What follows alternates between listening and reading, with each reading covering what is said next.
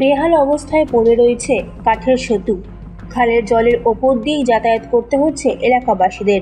3টি ব্লকের 3টি গ্রাম পঞ্চায়েতের একমাত্র ভরসা এই কাঠের সেতু, যা বেশ কয়েকদিন ধরেই বেহাল অবস্থায় পড়ে রয়েছে, যাতে সমস্যায় পড়তে হয়েছে এলাকাবাসীদের। পশ্চিম মেদিনীপুর জেলার ডেবরা ব্লকের 8 নম্বর গোলাগ্রাম গ্রাম পঞ্চায়েতের চকপ্রয়াগ এলাকা। এই এলাকাতেই রয়েছে ভরসা খাল। এই খালের ওপরেই বেহাল অবস্থায় রয়েছে এই কাঠের পুলটি।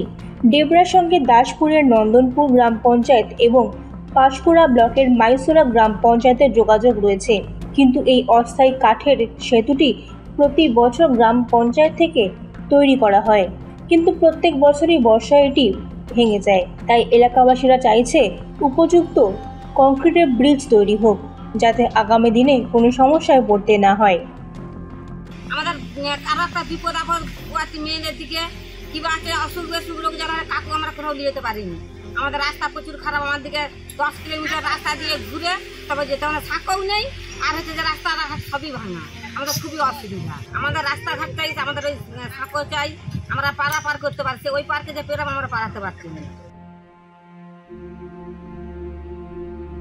ব্রিজটা খুব সমস্যা, ব্রিজটার জন্য আমাদের খুবই প্রবলেম। আমরা চলাফেরা করতে পারছি না ঠিক মতন।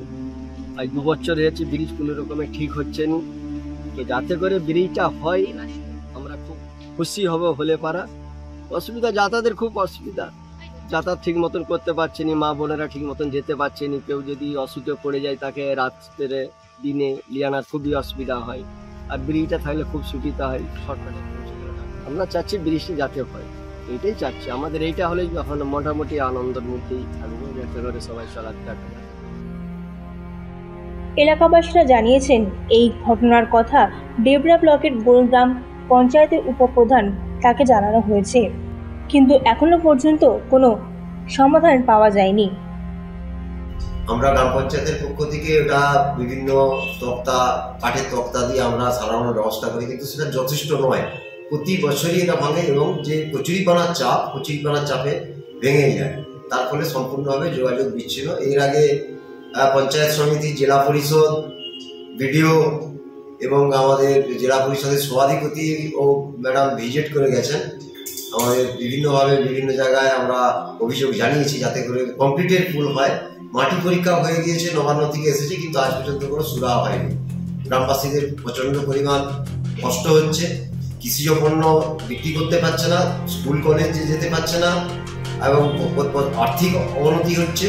আমরা চাই যাতে দ্রুত অবিলম্বে ব্রিজটি কংক্রিটের হয়, যাতে করে এলাকার Radhaballavpur, Panskura block, Daspur block, Debra block, 3টে ব্লকের মানুষের উপকার হয়, এটা আমরা চাইছি।